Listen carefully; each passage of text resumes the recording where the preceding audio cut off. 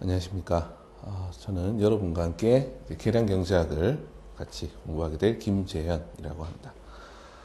계량경제학이란 경제학에서 어떤 경제 이론이나 아니면 우리가 어떤 검증하고자 하는 그런 가설이 있을 때 그런 가설을 설정하고 실제로 이제 수립된 이론 또는 가설이 맞는지 틀리는지를 이제 그 데이터를 통해서 이제 검증하는 그러한 경제학의 이제 분야를 이야기를 합니다. 그래서 이제 첫 번째 말씀드릴 부분은 일단 계량경제학 기초에 대해서 말씀을 드리겠습니다. 계량경제학 기초는 먼저 계량경제학이란 무엇인지에 대해서 말씀을 드리고 그 다음으로 이제 계량경제를 이야기하기에 앞서 그에 필요한 통계학 기초에 대해서 말씀을 드리겠습니다. 그 다음으로 이제 계량경제학의 가장 핵심적인 부분이라고 할 수 있는 단순 회귀모형에 대해서 말씀을 드리고 이 회귀모형을 추정하는 방법에 대해서 말씀을 드리겠습니다. 다음으로 이제 단순 회귀모형이 어떤 특징이 있는지에 대해서 말씀을 드릴 텐데 여기에 대해서 이제 정리한 이제 수학적 그 시오렘을 가우스 마코프 시오렘이라고 이야기를 합니다. 그래서 이 부분에 대해서 말씀을 드리도록 하겠습니다. 자, 그러면 먼저 계량경제학이란 무엇인지에 대해서 말씀을 드리겠습니다. 자, 계량경제학이란 경제 법칙을 경험적으로 검증하는 학문이다라고 말씀을 드릴 수가 있습니다. 우리가 흔히 경제학이라고 하면 경제학이라고 하면은 맨 먼저 이제 경제학에 대한 원론을 공부를 합니다. 그리고 이 원론은 미시경제학 분야 그리고 거시경제학 분야로 이제 세분화됩니다. 그래서 일반적으로 이제 경제학과에서 전공 수업을 이제 들으신다면 일반적으로 경제학 원론을 아마 1학년 때 처음으로 배우게 될 것이고 그리고 나서 2학년쯤 되면 미시경제학과 거시경제학을 따로 이제 배우게 됩니다. 그리고 이제 고학년이 되시면 미시경제학의 이제 세부 그 심화 과목들 그리고 거시경제학의 심화 과목들 예를 들어 미시경제학이라면 공공경제학 그리고 국제무역, 국제무역론 이런 과목들을 배우게 될 것이고 게임 이론도 여기에 들어가겠죠. 그리고 거시경제학이라면 예를 들어서 화폐금융 국제금융 이런 과목들이 아마 포함될 것으로 예상이 됩니다. 자, 그런데 이렇게 이제 배우는 경제학들은 모두 경제 이론에 대한 그런 과목들입니다. 경제 이론에 대한 학문을 배우는 거죠. 하지만 계량경제학이란 이런 이론 자체를 배우는 것이 아니라 이 이론을 경험적으로 검증하는 학문이다라고 말씀을 드릴 수 있습니다. 그래서 이제 경제 이론을 수학 및 통계학적 도구를 사용을 해서 경제 현상 분석에 적용하는 방법론이다 이렇게 말씀을 드릴 수가 있습니다. 자, 그러면 이 계량경제학은 경제학에만 적용한가 한번 생각을 해보시면 우리가 이제 계량경제학을 배우는 이유는 경제 법칙 또는 경제 이론에 대해서 이것이 경험적으로 맞는지 틀리는지를 검증하는 것이다 라는 것을 알 수 있습니다. 따라서 이런 이제 계량경제학 방법론을 만약에 경영학이나 사회학에 적용한다면 그 역시 이제 적용할 수 있는 이제 툴을 우리가 배우는 것이다. 이렇게 말씀을 드릴 수가 있겠죠. 자, 그러면 우리가 가장 쉽게 이제 생각할 수 있는 경제 이론을 한번 가져와 보겠습니다. 거시경제학의 이제 맨 처음에 이제 배우는 내용이 아마 이제 케인즈의 이제 일반 이론에 대해서 아마 배우실 것으로 생각됩니다. 케인즈가 이제 이야기했던 소비함수라는 것이 있습니다.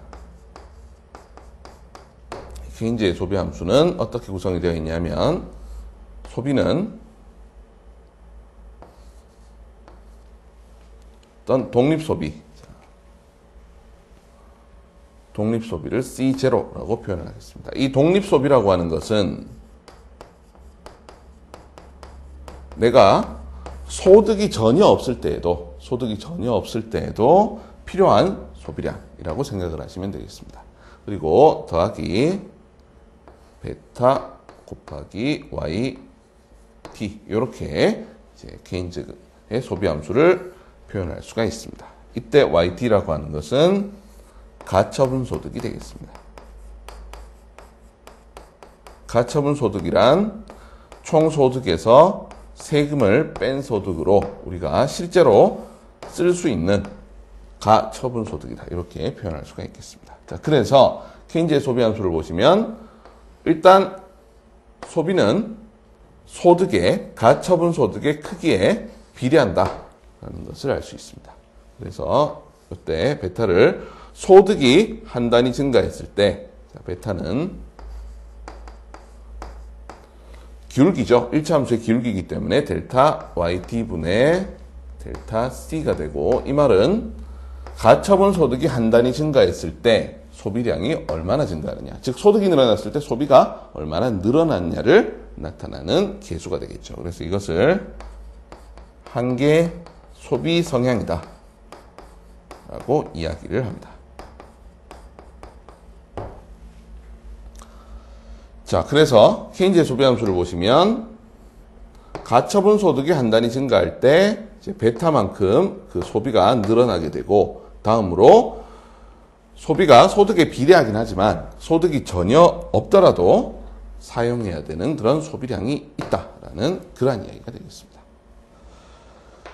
자, 뭐 합리적인 그런 이제 소비 함수라고 볼 수 있죠. 일단 소득이 늘어나면 소비가 늘어날 것이고, 다음으로 소득이 전혀 없다고 소비를 전혀 하지 않을 수는 없습니다. 이제 생존에 필수적인 그런 이제 소비량이 필요할 수 있기 때문에 이런 이제 소비 함수는 합리적이다, 이렇게 말씀을 드릴 수가 있겠습니다.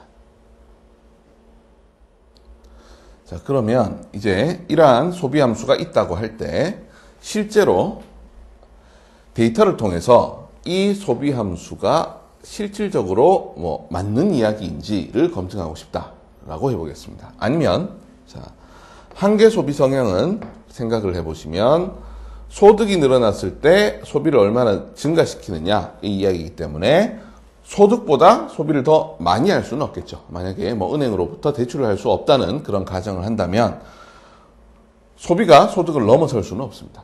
그래서 베타는 일단 1보다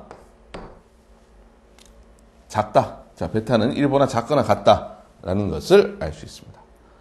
그런데 또 베타가 마이너스가 될 수는 없겠죠. 예를 들어서 소득이 늘어났을 때 소득이 뭐 예를 들어서 100에서 110으로 이렇게 10 늘어났는데 갑자기 이 늘어난 게 소비를 줄인다, 이렇게 이제 이야기를 할 수는 없습니다. 소득이 늘어났는데 소비가 줄어든다는 것은 일단 상식적으로 뭐 역시 저축이 없는 경우라면 이제 뭐 받아들이기 힘든 그런 과정이 됩니다. 그래서 베타는 일단 0보다는 크거나 같아야 하고 1보다는 작거나 같아야 한다 라고 이제 이야기를 해보겠습니다. 자, 그런데 뭐 어떤 이론에서 베타는 0.6이다 라는 이제 주장이 나왔다고 보겠습니다. 베타가 0.6이다. 그러면 일단 우리가 궁금한 것이 실제로 베타가 0.6이냐, 0.6이라는 얘기는 가처분 소득의 60% 정도를 소비에 쓴다라는 이야기가 되겠죠. 그럼 이 얘기가 맞느냐 아니냐를 한번 검증해 보고 싶겠죠. 또는 이제 베타에 대한 뭐 특별한 이론이 없을 때 소비 함수는 이렇게 주어졌다라고 한다면 우리가 실제로 베타가 얼마인가 라는 것도 궁금할 수가 있습니다. 그래서 계량 경제학이란 이런 이론을 가져와서 이런 계수들 또는 뭐 소비의 평균 얼마인가, 뭐 소득의 평균 얼마인가, 이런 이제 변수의 이제 특성치들을 도출하는 그러한 과정을 계량 경제학 분석이다, 이렇게 이야기를 할 수가 있습니다.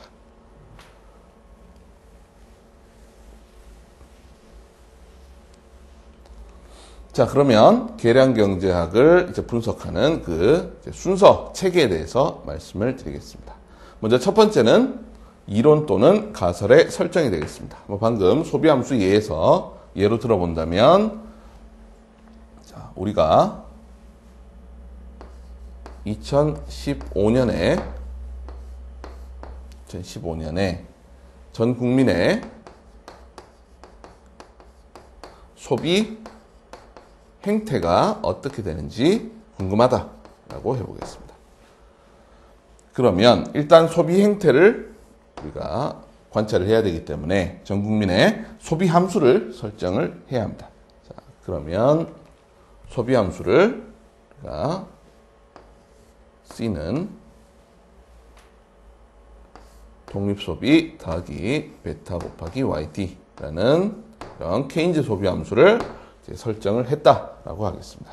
자, 우리나라 국민의 소비는 아마도 이러한 이제 틀을 따를 것이다 라고 이제 설정을 하는 거죠. 그래서 이제 이론을 설정하거나 또는 가설을 설정하는 경우가 되겠습니다. 뭐 가설을 설정하는 경우라면 가설을 예를 들어서 베타는 약 0.8 또는 뭐 이렇게 0.8보다 클 것이다. 이렇게 가설을 설정할 수도 있겠죠. 이제 모형이 될 것이고 이론이 될 것이고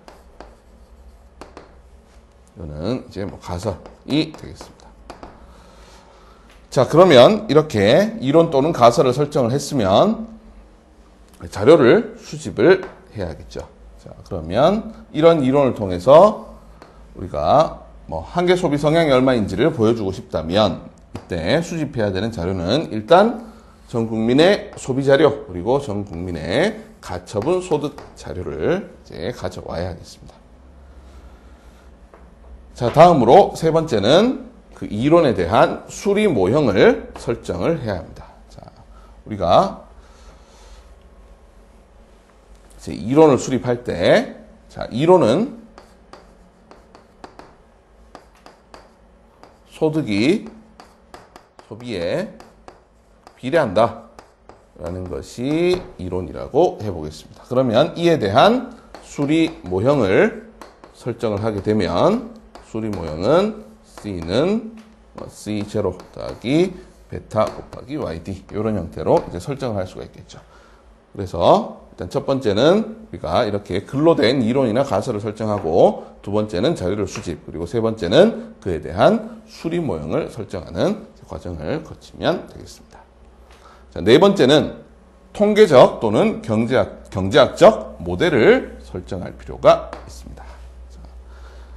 자, 그러면 수리 모형도 있고 지금 말씀드린 뭐 이거를 통계적 경제학적 이제 모델이라고 하는 것을 뭐 계량 모델이다라고 표현을 해보겠습니다.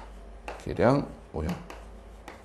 그럼 이 계량 모형이 무엇인가를 생각을 해보면, 자, 수학적인 모형은 보시는 것처럼 이런 가처분 소득이 소비에 비례하게 되고 독립소비가 존재하는 그러한 이제 확정된 식으로 이렇게 표현이 됩니다.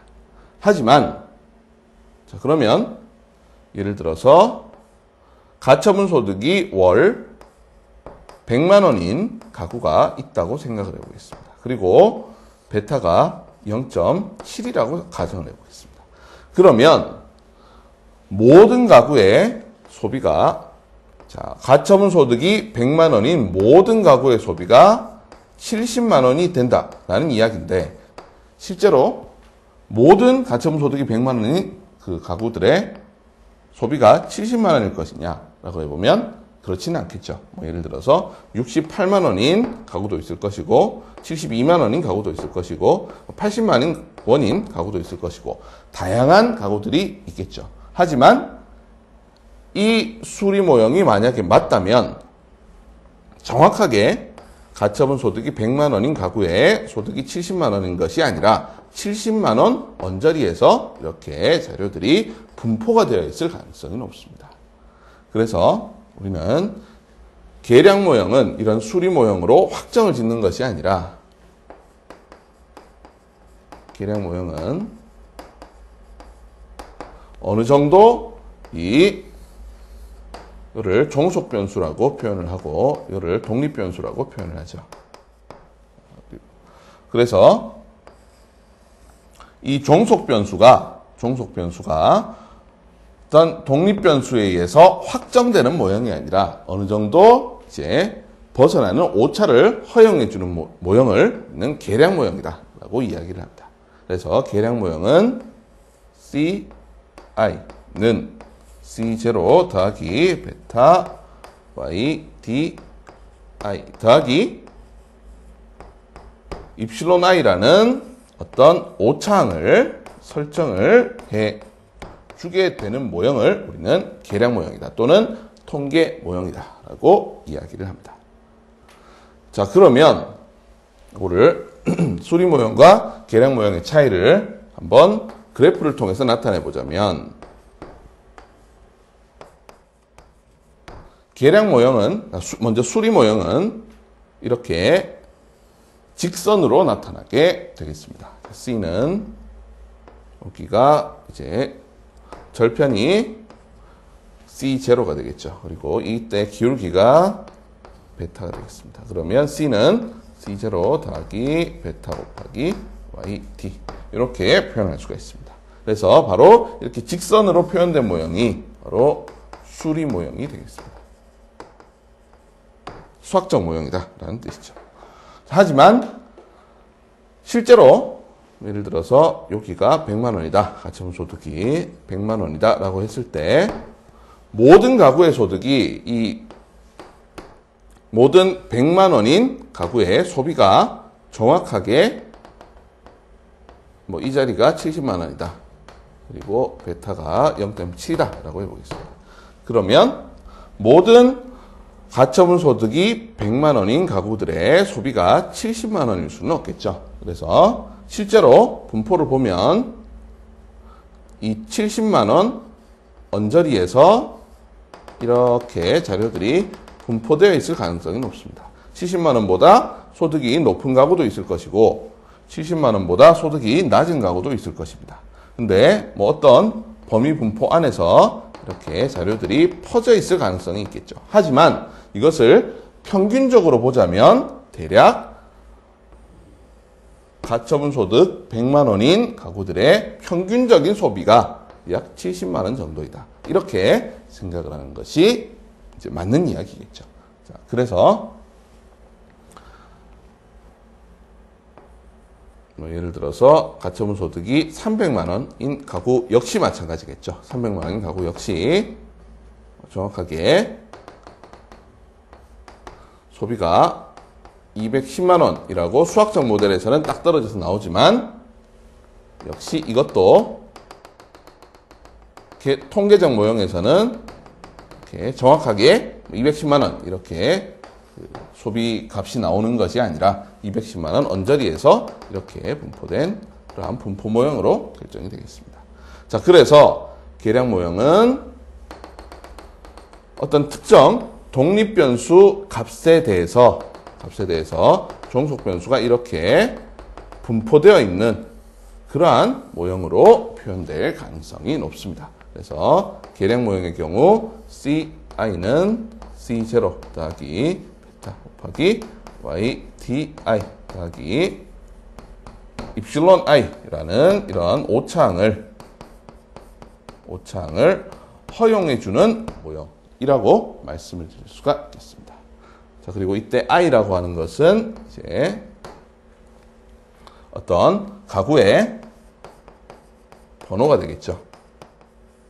만약에 자료가 이제 횡단면 자료라면, 횡단면 자료라고 하는 것은 어떤 특정 시점에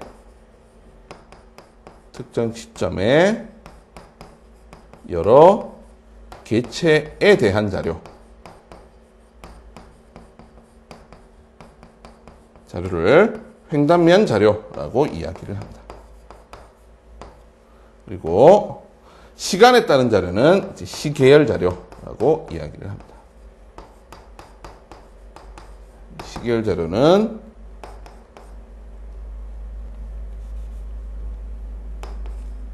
한 개체 또는 복수 개체의 시간 변화에 다른 자료 이렇게 표현할 수가 있겠습니다. 자, 그래서 만약에 뭐 횡단면 자료라면 이 i는 이제 가구 번호가 될 것이고, 만약에 시계열 자료라면 시간 번호가 되겠죠.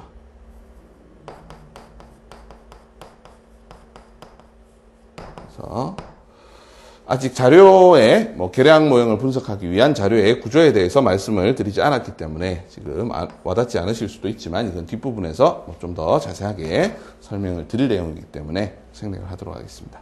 자, 그래서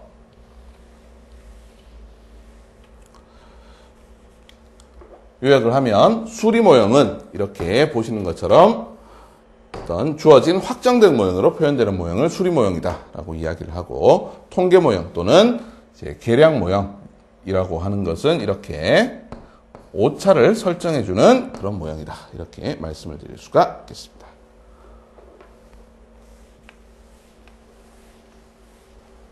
자, 다음으로 이제 계량 모형이 이렇게 ci는 c0 더하기 베타 곱하기 yd i 더하기 이프실론 i 이렇게 설정이 되었다면, 이때 다음 절차는 바로 이 모수를 추정하는 것이다, 이렇게 말씀을 드릴 수가 있겠습니다. 자, 그러면 여기서 모수가 무엇인지 한번 보시면, 모수는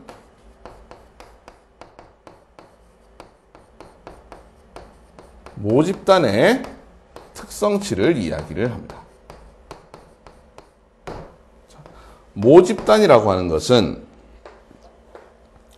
우리가 지금 이 계량 모형을 통해서 분석을 하고자 하는 것이 가구의 소득이 소비에 얼마나 영향을 미치느냐라는 것을 이제 보고 싶다라고 하겠습니다. 자, 그러면 우리가 지금 관찰할 수 있는 것은 바로 가구의 소득과 소비가 되겠습니다. 자, 그러면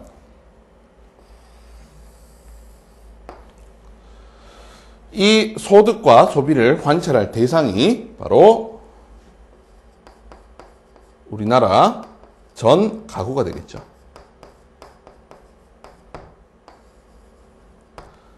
자, 이런 분석을 할 때 가장 좋은 것은 우리나라 전 가구의 자료를 모두 다 가져오는 것이 가장 좋습니다. 이런 것을 전수조사라고 합니다.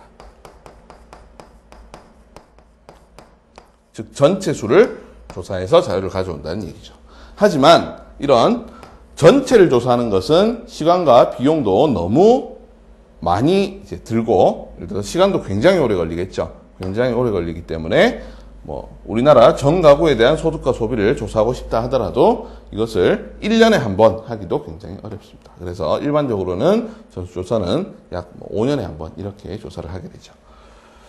자, 그래서 우리나라 전 가구에 대한 조사는 굉장히 어렵습니다. 그래서 어떻게 조사를 하냐 하면, 전 가구 안에서 일부를 표본으로 뽑아오게 됩니다. 그래서 그 일부 가구에 대한 조사를 실시를 하는 것을 표본조사라고 이야기를 합니다. 이때 우리가 분석하고자 하는 대상 전체를 바로 모집단이라고 이야기를 합니다. 그리고 이 모집단을 대표하는 어떤 일부를 추출한 것을 표본집단이라고 이야기를 합니다.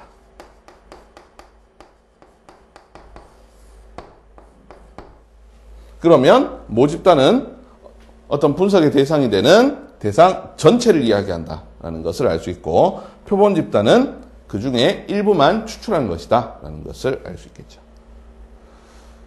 자, 그러면 이때 모수라고 하는 것은 모집단의 특성치 전체, 그러니까 분석 대상이 되는 전체 집단의 특성치라는 것을 알 수가 있습니다.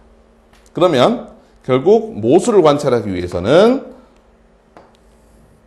분석 대상이 되는 전체 대상을 알아야 한다. 즉, 모수를 알기 위해서는 전체 대상을 알아야 한다라는 것을 알 수가 있습니다. 하지만 이 모집단 전체를 조사하는 것은 너무 시간이나 뭐 이런 시간과 비용이 오래 걸리기 때문에 우리가 표본 집단을 통해서 실제로는 분석을 시행을 하게 됩니다. 그 말은 모집단 전체를 우리가 조사를 하지 않는 이상은 이 모집단은 관찰이 불가능하다는 것을 알고 있을 수 있겠죠. 그래서 모집단에 대한 관찰이 불가능하기 때문에 우리는 이 모수를 그대로 계산하는 것이 아니라 표본 집단으로부터 추정을 하는 절차를 밟게 됩니다. 자, 그러면 앞서 말씀드린 이 소비함수 모형에서 모집단의 특성치가 무엇이냐 보시면 여기서 CI는 표본입니다. 즉 표본으로 선별된 이제 가구들의 소비가 되겠죠. 그리고 여기 YD도 역시 표본이라는 것을 알 수 있습니다. 역시 선별된 가구들의 그런 소득자료, 가처분 소득자료가 되겠죠. 이 모형에서 모수는 바로 전체 가구의 한기 소비 성향과 독립 소비가 모수가 되겠습니다. 자, 그래서 우리가 이 모형에서 관찰할 수 있는 것은 보시는 것처럼 가구의 소득과 소비에 대한 표본 자료를 관찰할 수가 있습니다. 하지만 실제로 전 가구들의 이 한기 소비 성향과 독립 소비는 관찰할 수가 없기 때문에 이것들을 이제 모수로 놓고 분석을 하는 것이죠. 그러면 이 표본 자료를 가지고 우리가 추정을 해야 될 것이 바로 C0와 베타를 추정을 해야 한다라는 것을 알 수가 있습니다. 자, 그러면 이때 추정된 결과를 나타낼 때는 여기 추정치에 이렇게 햇을 씌워서 우리가 C0 햇 또는 베타 햇 이렇게 추정치들을 표현합니다. 그래서 C0 베타는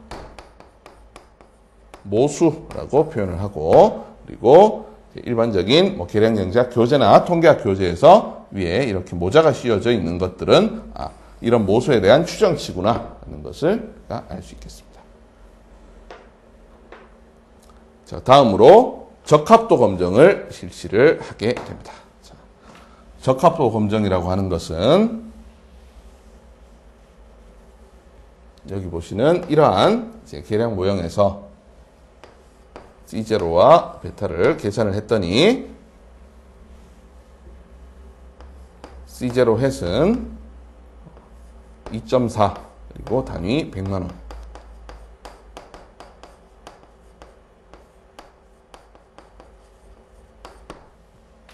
1.2라고 하겠습니다.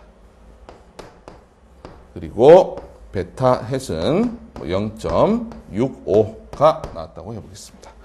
자, 이 말은 우리나라 가구들의 독립 소비, 즉 소득이 전혀 없을 때에도 필요한 소비 금액은 120만 원이며 전체 가처분 소득의 65% 정도를 소비로 사용한다라는 결과가 되겠죠. 자, 그러면 적합도 검정이라고 하는 것은 이때 이 값들이 120만 원 그리고 0.65가 도출이 되었는데 이 값들을 신뢰할 수 있는지 없는지에 대한 그런 검정이 되겠습니다. 자, 예를 들어서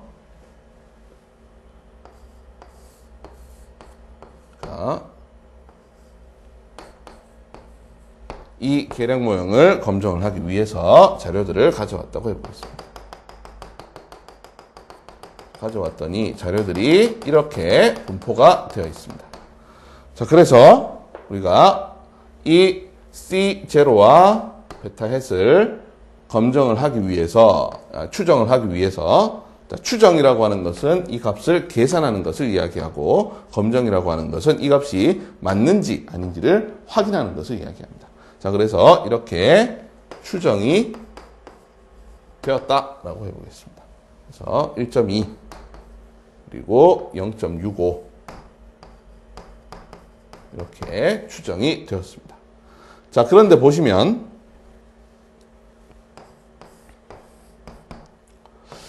하나의 케이스를 더 들어보면 자료를 가져왔더니 이렇게 자료가 모아졌다라고 해보겠습니다. 그래서 이것도 추정을 했더니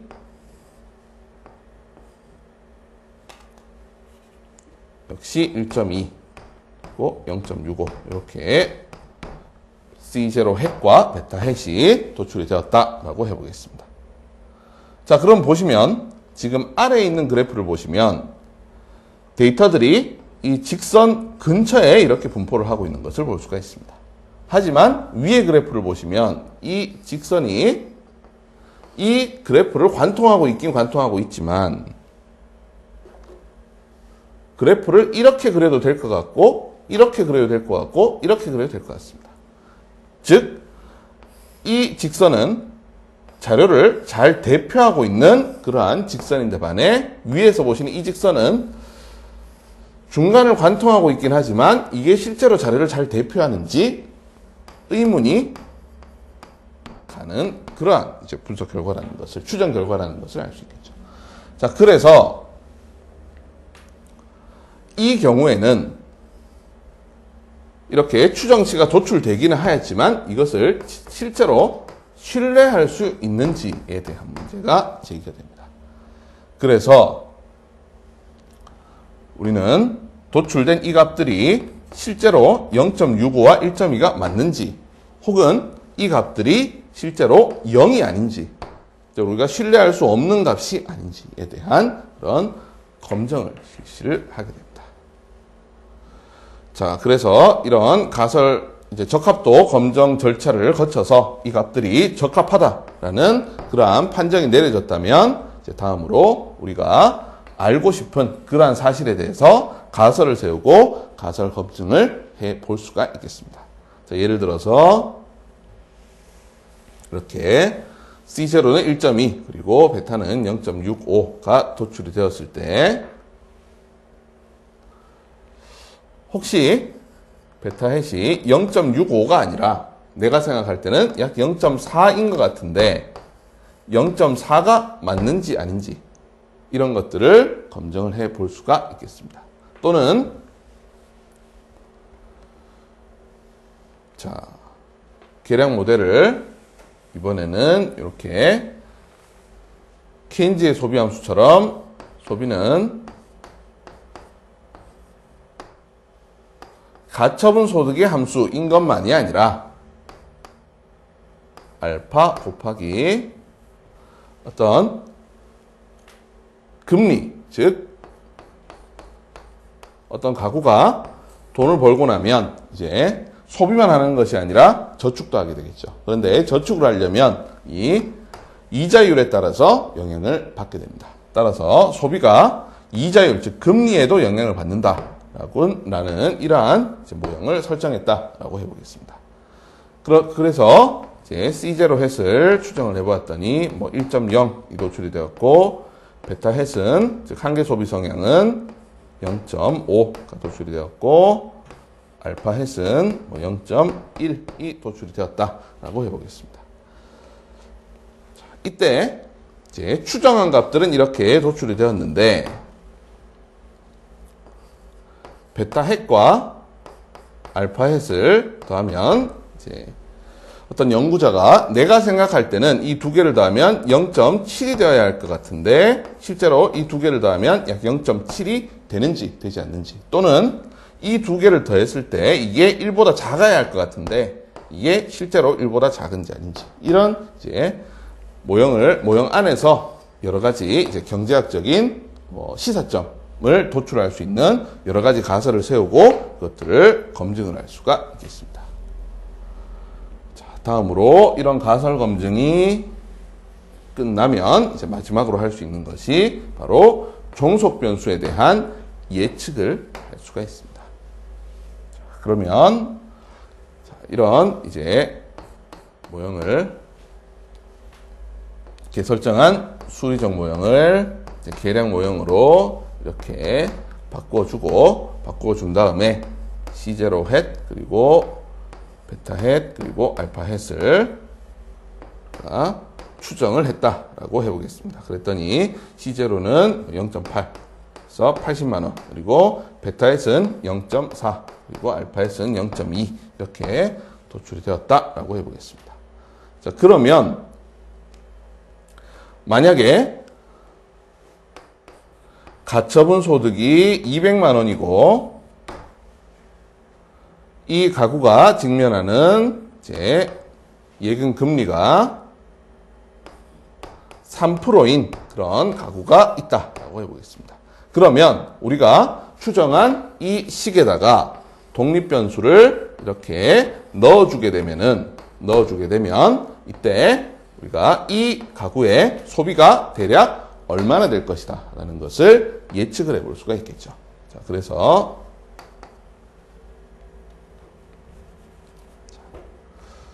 만약에 가처분 소득이 200만 원이고 금리가 이제 3%인 그런 가구가 있다면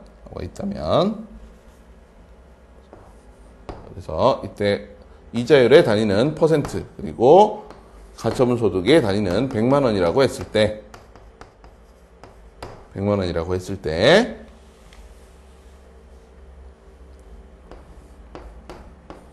0.8 더하기 0.4 곱하기 200만 원 더하기 0.2 곱하기 3%를 하게 되면 우리가 이 가처분 소득이 200만 원이고 예금금리를 3%로 이제 예금을 하고 있는 가구의 소비량을 예측을 해볼 수가 있습니다. 계산을 해보면 0.8 더하기 0.8 더하기 0.6이 되어서 2.2 즉 200만 원 가처분 소득 200만 원을 소득을 벌어들이는 가구의 소비는 약 220만 원이다라는 이러한 결과가 도출이 될 수가 있겠죠. 자, 그래서 물론 지금 예에서는 알파를 0.2라는 이제 큰 값을 주었기 때문에 지금 보시는 것처럼 값이 소득보다 더 커지는 결과가 나타났지만 실제로 이런 값들을 추정을 해보면 알파에서는 0.2가 아니라 0.02처럼 더 작은 값이 도출이 되게 그렇게 추정이 되겠죠. 만약에 0.2가 아니라 0.02라고 한다면 0.8 더하기 0.8 더하기 0.12가 이제 되기 때문에 이 경우에는 1.72가 되어서 가처분 소득 200만 원인 가구의 이제 소비는 아마 172만 원이 될 것이다 라는 그러한 예측치를 도출을 할 수가 있겠죠. 자, 어쨌든 계량경제학의 분석 체계는 첫 번째 이론이나 가설을 설정하고 두 번째로 자료를 수집하며 세 번째 수리적 모형을 설정하고 다음으로 이 수리적 모형의 오차를 허용해주는 계량 모형, 통계적 모형을 설정을 한 다음에 이 계량 모형의 모수를 추정하고 그 모수의 적합도 검증을 실시한 다음에 우리가 실제로 검증하고 싶은 경제 이론에 대해서 검증을 해보고 싶은 그런 가설에 대해서 검증을 실시하고 마지막으로 이제 독립 변수를 이제 넣었을 때 그때 종속 변수의 예측치를 도출하는 이러한 이제 분석 체계를 따른다라고 말씀을 드릴 수가 있겠습니다.